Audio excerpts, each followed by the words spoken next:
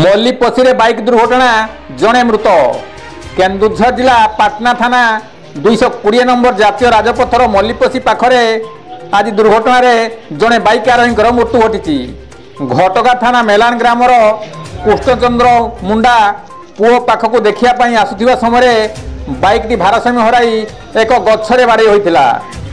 गुरुतर अवस्था पाटना थाना पुलिस पहुंची एवं आशीष बेद एवं मलय रणा मिसी उद्धार करी पुलिस गाड़ी में पाटना गोष्ठी स्वास्थ्य केन्द्र में भर्ती करते।